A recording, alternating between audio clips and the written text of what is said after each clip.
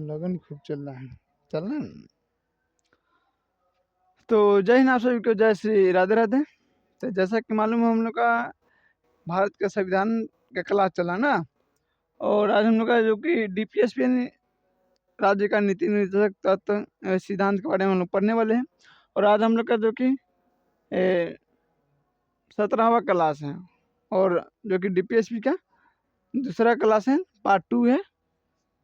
और इससे पहले वाले क्लास में आपको हम 39 के ग तक पढ़ा दिए थे, ग या ख तक पढ़ा दिया गया था। आज हम लोग उससे आगे पढ़ेंगे। आज हम लोग क्या है कि डीपीएसपी को आज हम लोग ख़त्म कर देंगे, ठीक है।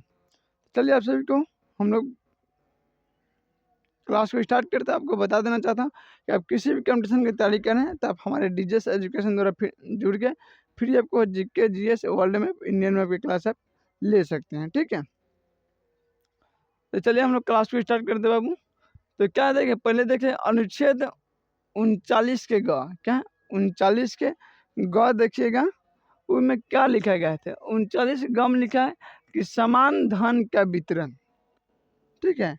मैंने आप किसी भी अपने राज्य सरकार अपने क्षेत्र में अगर कोई धान बांट रहे हैं, ठीक है, जैसे कि वृद्धा पेंशन, कोई ऐसा पेंशन हो गया, विधवा पेंशन हो गया, ये सब तो जो आप पेंशन समझ लीजिए वो सरकार का वितरण कर रही है, चाहे बिजनेस के लिए फ्री में दे रही है, तो सरकार क्या करेगी, उसको समान रूप से वितरण करेगी, ना कि वैसे तो उसको बेसी छूट रहे तो उसको थोड़ा कम, ये सब नहीं करना है, भेदभाव नहीं करना है।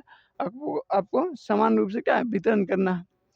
अब देखिएगा कि ग्राम पंचायत के बारे में, तो यह आर्टिकल 40 में क्या आपको अनुच्छेद 40 में देखने को मिलेगा ग्राम पंचायत, जो कि सबसे पहले किस राज्य में और कहाँ लागू हुआ था। तो ये हुआ था पहले राजस्थान के नागौर जिले में, ठीक है, सबसे पहले ये लागू हुआ था ग्राम पंचायत। जो आप देखते हैं कि कोई छोटी मोटी जो मामले मसले पर क्या होता है, ग्राम के जो कि आपका मुखिया हो गए, सरपंच, वार्ड समिति, कुछ बड़े बुजुर्ग लोग बैठते हैं एक पीपल के पेड़ लंग मंदिर पर, चाहे चौक चौराहा पर, और वहाँ पर जो व्यक्ति ये काम किया रहता है, गलती हुआ रहता है, उनके ऊपर ये पंचायती बैठता है ना, और उसको जो उचित होता है समाज हित में वो अपना निर्णय देते हैं, सुनाते हैं।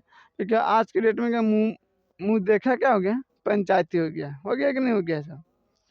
जो तरीका चाय पानी पिया दे, उसी के पीछे 5 लोग अपना निर्णय सुना देता है कि नहीं सुना देता है। तो आपको जो कि ग्राम पंचायत का जो कि व्यवस्था किस आर्टिकल में है, तो अनुच्छेद 40 में आपको देखने को मिलेगा, ठीक है। अब पढ़ते हैं अनुच्छेद 41। देखिए अनुच्छेद 41 में देखिए कुछ दशाओं में आपको काम, शिक्षा, लोक सहायता पाने के अधिकार है, ठीक है। जैसे कि समझ लीजिए कि सरकार को कुछ दशाओं में आपको काम, जैसे माने कि महिला है, अगर सरकारी नौकरी है, तो अगर वो गर्भवती है तो उनको कुछ ऐसे, जब उनका बेसिक टाइम जब आ जाएगा तो उनको क्या छूट मिल सकता है, आप घरे आ जाके आराम कीजिए, ठीक है। पुलिस से क्या हो गया, अगर बेसी दिन का कुछ मियाँ खराब रहता है तो छुट्टी मिल जाता है।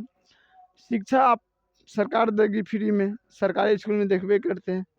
उसके बाद देखा कि लोक सहायता, ठीक है, जो कि आपको जो सहायता हो सकता है सरकार आपको देगी। कोई ऐसा फील्ड में आप देखिए, खेती बाड़ी, बिजनेस, कोई ऐसा चीज़ में आपको जो सहायता, लोग समाज में आपका उतना ही इज्जत हो जितना उनका इज्जत हो, सबका बात समझ रहे हैं। तो कुछ लोक सहायता आपको भी मिलेगा, ये आपका अधिकार है। कुछ इम्पोर्टेंट बातें हैं उसको आप नोट कर लीजिएगा। 15 अगस्त 1995 से प्रभाव में आया था ये, ठीक है। और राष्ट्रीय सामाजिक कार्यक्रम जो कि भारतीय संविधान के अनुच्छेद 41 है, ठीक है, अनुच्छेद 41 के प्रावधान की पूर्ति करता है। और इसका उद्देश्य है क्या, कि गरीबों को सामाजिक सहायता उपलब्ध कराना। वर्तमान में इसमें 5 का है राज्य शामिल है, तो गरीबों के लिए ये बनाया गया है योजनाएं, ठीक है, 5 योजना। देखिए अभी देखिएगा अमूमन सारे लोग को मिलता है ये योजना का लाभ, होता है कि नहीं, सारे लोग का, चाहे वैश्य शूद्र ब्राह्मण क्षत्रिय सब लोग का मिलता है पेंशन, मिलता है कि नहीं मिलता है।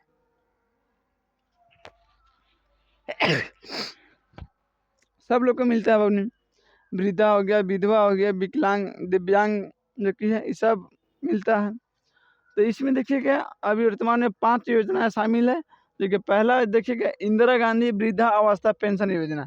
देखिए अमूमन अभी हर एक महीने 1100 की 1200 रुपये अभी सब लोग का मिल रहा है कि नहीं मिल रहा है? और ये बनाया गया था गरीबों के लिए, बाकी आज के डेट में जनरली सब लोग को मिलता है, ठीक है। तो पहला आप देख लिए 5 योजना में से पहला योजना वृद्धावस्था पेंशन योजना। दूसरा देखिएगा इंदिरा गांधी राष्ट्रीय विधवा, जो माता बहने के पति अगर क्या डेट हो जाए तो विधवा समझ रहे हैं, तो उनके क्या विधवा पेंशन मिलता है, ठीक है। तो इसी के योजना के तहत आता है। तीसरा देखिएगा इंदिरा गांधी राष्ट्रीय विकलांग, हम विकलांग कहना नहीं चाह रहे हैं, उसको दिव्यांग कहना चाहते हैं, ठीक है।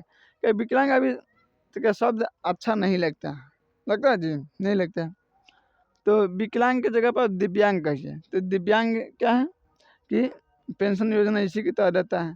बहुत लोग कहते हैं कि भगवान हमको दिया क्या है, अरे कम से कम उसका तो शुक्रिया अदा कीजिए कि कम से कम ये जो दिव्यांग लोग हैं कम से कम आप उनसे तो अच्छे हैं कि आपको अच्छे नाक गोर कान आँख मुँह सब मिला है, कि आप अपने पैर से चल सकते हैं, कहीं घूम सकते हैं, अपने हाथ से खा सकते हैं, अपने नयन से देख सकते हैं, अपने कानों से सुन सकते हैं। और जिनको पहले ये चिन्हा है वो उनके कितना दुख होता है, वो कितना भगवान को पूछेगा क्या। कम से कम इसके देखिए भगवान से कहना यही चाहिए कि हाँ जो कुछ आप दिए हैं बहुत है, बस हम जीवन में जाती क्या करें संघर्ष दीजिए, ठीक है। बाकी कई बेईमानी उमानी का ही सबका ब्लूटूथ चाहे प्यार मोहब्बत से दूर रखिएगा, बस ना वो बड़ा बेकार चीज। प्यार तो हमको सबसे बेकार लगता है, जो आदमी फंसा वो नहीं निकल सकता, ठीक है। तो ये जो दिव्यांग पेंशन योजना है इसी के अंतर्गत आता है। राष्ट्रीय जो कि परिवार लाभ योजना, जो कि आपका सारे लोग के परिवार में कुछ ना कुछ लाभ होते रहता है, पेंशन वेंशन मिलते रहता है किसी किसी का, जैसे नौकरी से रिटायर तो मिलते रहता है कि नहीं मिलते रहता है। उसके बाद देखिएगा अन्नपूर्णा योजना। अन्नपूर्णा योजना जैसे आपको कोटा वोटा मिलता है, अभी कृषि ऋषि का फंडिंग चल रहा है कि नहीं चल रहा है, जो हर एक 3-3 महीने पर आपको 3000 4000 रुपये की 2500 ऐसे आता है, सारे लोग का आता है, जितने किसान भाई है सब लोग का आता है, ठीक है। अब हम लोग पढ़ लेते हैं बाबू अनुच्छेद 42। क्या है अनुच्छेद 42 में आप देखिएगा काम की न्याय संगत, जो कि आपका जो भी काम करना है राज्य सरकार में, ठीक है, तो राज्य सरकार सबके न्याय संगत काम होना चाहिए, ना कि किसी के लिए 18 घंटा 12 घंटा आप लोगों मजदूरों से काम नहीं करवा सकते। आप प्रॉपर 8 घंटा क्या है आपको काम करवाइए, ठीक है, कितना 8 घंटा, और 8 घंटे के बाद आप उसको छुट्टी दे दीजिए भाई, ठीक है। ये क्या है न्याय संगत है। बाकी अन्याय संगत आपको काम नहीं करवाना कि हाँ संविधान में लिखा है कि मन देखिए इसमें कोई नहीं लिखे कि 8 घंटे, बाकी आपको न्याय संगत का काम करवाना है उनसे अपना ईमानदारी से, ठीक है। प्राइवेट सेक्टर में होता है कि लोग तो अपने ओटी के लिए पैसा बढ़ाने के लिए मजबूरी है, तो आदमी 18-18 घंटा 24-24 घंटा आदमी कितना आदमी खट देता है कि नहीं। जाती आपकी सब मिलेगा आपको शॉर्ट डाउन में, ठीक है। तो 42 के जो कि देखिएगा अनुच्छेद 42 में लिखा है कि काम के न्याय संगत होना चाहिए और मनोचित दशाओं पर तथा प्रसूति सहायता भी मिलना चाहिए। जब उसका इन पागलों के लिए सब नहीं काम करवाना, जब उनके दशाएं उचित है तब काम करवाए, अगर बिगड़ गया है तो उनको छुट्टी दे दीजिए, ठीक है। उसके बाद देखिएगा कि अनुच्छेद 43 में लिखा है कि कर्मकारों के लिए निर्वाचित मजदूर एवं कुटीर उद्योग के लिए राज्य सरकार क्या करे प्रोत्साहन देगी, ठीक है। जो कामगार है उनके लिए रोजगार सरकार क्या करे उपलब्ध कराएगी, जो मजदूर है उनके लिए भी, और जो कुटीर उद्योग जो फैक्ट्री लगाना चाहते हैं बिजनेस लगाना चाहते हैं आप उसको प्रोत्साहन कीजिए, उसको कुछ पैसा से हेल्प कीजिए। ज़मीन है तो ज़मीन प्रोवाइड करवाइए, कच्चे माल नहीं है तो कच्चे माल मंगवा दीजिए ना। उसके दूसरे स्टेट में इस समय आप बात में इस समय आपको सहयोग करना है कुटीर उद्योग के लिए, ठीक है। महिलाओं के लिए जाति प्रोत्साहित कीजिए सब के लिए। फिर देखिएगा अनुच्छेद 44 में लिखा है कि नागरिकों के लिए एक समान सिविल संहिता होना चाहिए। हर एक नागरिकों के लिए आपको एक समान कानून बनाना है, ठीक है। जो कुछ आप दे रहे हैं सब चाहे बांट रहे हैं चाहे जो कानून विधि बना रहे हैं एक समान होना चाहिए। तो आपको कहाँ मिलेगा आपको देखिए आर्टिकल 44 में। उसके बाद देखिएगा अनुच्छेद 46 में लिखा है कि अनुसूचित जातियों और अनुसूचित जनजातियों और अन्य जो कि दुर्बल वर्गों के लिए शिक्षा और अर्थ संबंधित हितों के बारे में क्या है, राज्य सरकार कदम उठाएगी, इसके बारे में सोचेंगे। जो कि अनुसूचित जो बहुत गरीब लाचार है, आप उसको क्या है ऊपर लाइए, बिजनेस के द्वारा, शिक्षा के द्वारा, सरकारी नौकरियों में उनको जगह दीजिए, टीचिंग में, मतलब किसी भी तरह उनको लेके ऊपर आइए, ठीक है। तो उनके हितों के बारे में आपको सोचना है, उनके स्वास्थ्य के बारे में सोचना है, ठीक है। अनुसूचित जनजाति यानी SC ST के बारे में बात हो रहा है, ठीक है।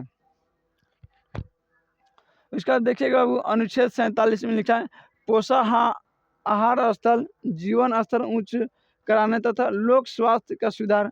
जैसे कि कोई भी राज्य अपने राज्य में कोई सामान बना रहा है, चाहे कोई राज्य अपने सामान बना के दूसरे राज्य में बेच रहा है, तो राज्य सरकार उसको क्या होगा कि पोषाहार जो सामान बिक रहा है उसको जांच परखड़ करेंगे कि इसमें कितना % प्रोटीन है, कितना नहीं है, कितना हानिकारक है, क्या कौन कौन सी अति है, इस सब के बारे में सरकार इसको क्या करेगी, इसको क्या करेंगे, सिंपल टेस्ट करवाएगा, ठीक है। अब बढ़िया है तब प्रोडक्ट्स आप हमारे नागरिकों में बेचिए, ना तो ये ना करके तो अपना राज्य में कचरा अति बनाओ और हमारे क्षेत्र में आके बेच दो।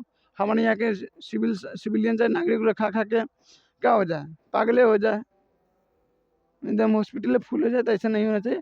तो जो पोषक आहार है नागरिकों के लिए वितरण हो रहा है, जो चाहे कोई चीज़ हो, पनीर हो, दूध, लस्सी, घी, जो कुछ है भाई खाने वाला प्रोडक्ट, आप सरकार क्या करें उसको टेस्ट करके उसके चेक करवा के, हाँ क्या है क्या नहीं है, क्या सही होगा क्या गलत होगा, तब जाके आप क्या करें नागरिकों में या मार्केट में इसको भिजवाइए।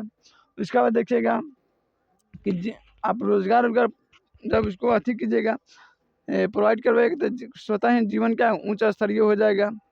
इसका स्वास्थ्य के सुधार, यानी किसी कारणवश किसी के नए नए बीमारी हो रहा है, चाहे आपको स्वास्थ्य अगर हमेशा हो रहा है, हर एक आदमी तो स्वास्थ्य बिगड़ेगा ना, तो लोग सरकार क्या करेगी उसको फ्री सुविधा दें, ठीक है, मैंने कम रेट पे, जैसे कि आप सरकारी हॉस्पिटल में आपको मिलता है कि नहीं मिलता है, तो वो क्या करेगा, सरकारी राज्य का ये कर्तव्य है। ये अनुच्छेद 48 में देखिएगा, कृषि एवं पशुपालन का प्रोत्साहन कीजिए।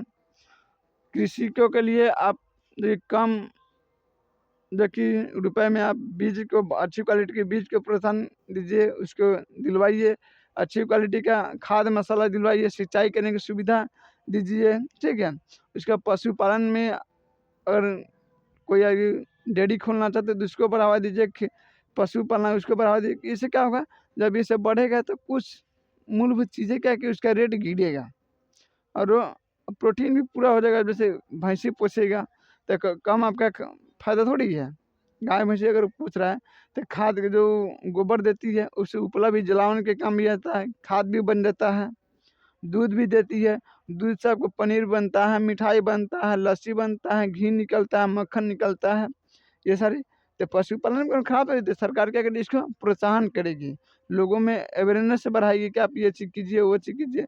अगर उसके पहले पैसा नहीं है तो सरकार कुछ जो कि कम फीसदी ब्याजों पर सरकार उसको पैसा दे, पास नहीं, सब क्या सरकार बढ़ावा देगी, ठीक है। फिर अनुच्छेद 48 के क देखिएगा, इसमें क्या लिखा गया, इसमें लिखा गया पर्यावरण का संरक्षण तथा संवर्धन और वन जीव और जीवों का संरक्षण करना। जैसे मान लीजिए कि सरकार अभी सब पर तो काम ध्यान दे ही रही है, और जो अपना उनका पर्यावरण है, ठीक है, वहाँ के जो जीव जंतु है, जो सबको ध्यान रखना। जो माने कि किसी भी राज्य सरकार का चाहे राजा का लोग चाहे मानव थोड़ी ही उनके प्रजा होते, उनके क्षेत्र में रहने वाला चाहे जीव जंतु, चींटी हो, पशु हो, कुछ भी हो, पक्षी, सब जो उनके क्षेत्र में प्रॉपर रह रहा है वो सब उनके प्रजा है, और राजा उस सब का ध्यान रखेगी, राज्य उस सब का ध्यान रखे, ख्याल रखे। माने कि पर्यावरण के लोग अपने इतना विकास में इतना नष्ट कर दे कि अन्य जीव जंतुओं का दिक्कत हो जाए, तो ऐसा नहीं होना चाहिए। सबको संरक्षण आपको देना है, ठीक है। और लोगों में अवेयरनेस बढ़ाइए कि हाँ आपको भी ऐसा कार्य करना चाहिए, जीव जंतुओं के संरक्षण कीजिए। उसका बाद देखिएगा अनुच्छेद 49 में लिखा गया कि राष्ट्रीय महत्व जो स्मारकें हैं, स्थानें हैं, उसको सुरक्षित रखना है। राष्ट्रीय स्मारक जो है उसको सुरक्षित रखिए, जो कि धरोहर है उसको सुरक्षित रखिए, ना कि आप उसको अगर टूट रहा है तो टूटते रहने कुछ दिन के बाद बिला जाएगा, वो सब खत्म हो जाएगा, तो अच्छा बात नहीं। इसको पुनः निर्माण करवाते रहिए, लोग का टूरिज्म के लिए बुलाइए, इस सब के लिए क्या करिए, इसको अवेयरनेस बढ़ा के इसको बनाइए, ठीक है। बाकी उसके जीवित रखना है, इसको ख़त्म नहीं होना है, नहीं तो नहीं होना है, ठीक है। और ये सब मौलिक अधिकार में आपको मिलेगा। उसके बाद देखिएगा कि अनुच्छेद 50 में देखिएगा कि कार्यपालिका और न्यायपालिका का पृथककरण है। कार्यपालिका अलग है, न्यायपालिका अलग है, ठीक है। कार्यपालिका और विधायिका ये दोनों एक है, बाकी न्यायपालिका अलग है दोनों से। विधायिका जो है आपको आगे हम लोग पढ़ेंगे, बाकी थोड़ा थोड़ा बता दे रहे हैं ना, हिंट रहेगा आपको। विधायिका जो है आपको विधि बनाता है, यानी कानून बनाता है। कार्यपालिका है उसको लागू करता है, ठीक है। जैसे आपको पुलिस सब होता है, आपको डीएसपी सब लागू करता है। न्यायपालिका है कि इसको न्याय संगत काम करें, दोनों का अगर कोई कानून अगर मंत्रीगण अगर गलत बना देता है, कार्यपालिका उसको लागू कर रहा है, तो न्याय उसको क्या खारिज कर देगा न्यायालय, क्या नहीं बनेगा। अगर बन गया अच्छा है, बाकी लोगों ने उसको तोड़ा, अपराध किया है उस कानून के विरुद्ध, तो क्या करेंगे, न्यायालय उसका भी दंड देगा, ठीक है। यानी न्यायालय पक्षपात नहीं करेगी, इसलिए न्यायपालिका को कार्यपालिका से अलग रखा गया है। कार्यपालिका को विधायिका के अंदर है, लेकिन न्यायपालिका नहीं है, ठीक है। तो ये आपको अनुच्छेद 50 में देखने को मिलेगा। उसके बाद देखिएगा अनुच्छेद 51, यह अंतर्राष्ट्रीय शांति और सुरक्षा की बात करता है कि आप जो अपने अगल बगल के देश हैं, राज्य हैं, वह देश से उनके साथ अच्छा व्यवहार कीजिए, शांति बनाए रखिए, सुरक्षा को बढ़ावा दीजिए, ठीक है। इस सब का कीजिए, झगड़ा झंझट नहीं। बाकी चाइना पाकिस्तान इस सब तरीके जाति चटपटक कर रहा है, ठीक है। इस सब का सबक तो सिखाना ही पड़ेगा, समय आएगा सब सीखेगा। अब हम लोग पढ़ेंगे आगे मौलिक कर्तव्य, जो कि 51 के क में है, ठीक है। 10-11 प्रकार का मौलिक कर्तव्य जो हम लोग का क्या दायित्व है अब देश के प्रति, इस राज्य के प्रति, इस पर्यावरण के प्रति, तो इसको हम लोग अगले क्लास में पढ़ेंगे, ठीक है। कहाँ, अगले क्लास में पढ़ेंगे, ठीक है बच्चों। अभी आपको हम बता देते हैं कि जो आपका मौलिक अधिकार और डीपीएसपी में क्या अंतर है, ठीक है। मौलिक अधिकार और डीपीएसपी में क्या अंतर है, तो देखिए आपको लिख लीजिएगा, हम यहाँ लिखे नहीं, जगह नहीं था आपको नहीं लिखा, हम ऐसे बता देते हैं। मौलिक अधिकार जो है आपका, ये यूएसए के संविधान से लिया गया है, ये संयुक्त राज्य अमेरिका के संविधान से लिया गया है। डीपीएसपी नहीं, राज्य का नीति निर्देशक सिद्धांत है, ये आपको आयरलैंड के संविधान से लिया गया है, ठीक है। मौलिक अधिकार आपको भारतीय संविधान के भाग 3 में देखने को मिलेगा, और 12 से लेकर 35 तक। बाकी वही डीपीएसपी की बात करते हैं, राज्य के नीति निर्देशक तत्व को, ये आपको मिलेगा भाग 4 में, और 36 से लेकर 51 तक देखने को मिलेगा, ठीक है। अब बात होता है कि डीपीएसपी जो है आपको आपके राज्य सरकार के ऊपर निर्भर करता है, कोई दे चाहे ना दे, ठीक है। यानी आप इसे कानून द्वारा लागू नहीं कर सकते, और चाहे डीपीएसपी के लिए आपको कानून न्यायालय में नहीं जा सकते हैं। बाकी हाँ, मौलिक अधिकार के लिए आप न्यायालय में जा सकते हैं, ठीक है। मौलिक अधिकार में आप न्यायालय के लिए जा सकते हैं, ये आपका अधिकार है। इसे देखिएगा, डीपीएसपी जो है यानी राज्य का नीति निर्देशक तत्व जो है, ये राज्य सरकारों के क्या है, सरकार के शक्तियों को बढ़ाता है। बाकी जो मौलिक अधिकार है, सरकार के महत्व को घटाता है। जैसे मान लीजिए कि कोई सामान सरकार को जो डीपीएसपी के अंतर्गत आता है, सरकार का मन करता है देता है, ना मन कर नहीं देता है। बाकी जो आपका मूल अधिकार है, घूमने फिरने, बोलने चलने, घूमने बचाने, व्यापार करने का, ये अगर इस सब का उल्लंघन होता है, तो इसमें क्या हुआ है, सुप्रीम कोर्ट इन्वॉल्व कर जाएगा कि नहीं कर जाएगा। उसका आप देखिएगा अपनी कि डीपीएसपी जो है आपका राजनीति मान्यता है, ठीक है। बाकी आपको मूल अधिकार आपको मिलेगा, विधि मान्यता आपको देखने को मिलेगा, ठीक है। यह सरकार के अधिकारों को बढ़ाता है, जैसे कि आपको बता दिए, और मौलिक अधिकार सरकार के अधिकारों को घटाता है, ठीक है। सरकार चाह के भी मौलिक अधिकार में जो चीज़ आपको है नहीं रोक सकता है, ठीक है। इसका आप देखिएगा कि यह राज्य सरकार के द्वारा लागू अधिकारों नागरिकों की स्वास्थ्य एवं करने के बाद नागरिकों की क्या है, स्वतः प्राप्त होता है। इसे अगर सरकार आपको डीपीएसपी के लागू कर देते तो आपको स्वतः ही मिल जाएगा, ठीक है। बाकी अधिकार को आपको कहीं भी जाके आप लड़ के ले सकते, ठीक है। तो जय हिंद, जय श्री राधे राधे। फिर हम लोग मिलेंगे अगले नेक्स्ट क्लास में, ठीक है। और यह हम लोग अगले क्लास में मौलिक कर्तव्य के बारे में पढ़ेंगे, ठीक है।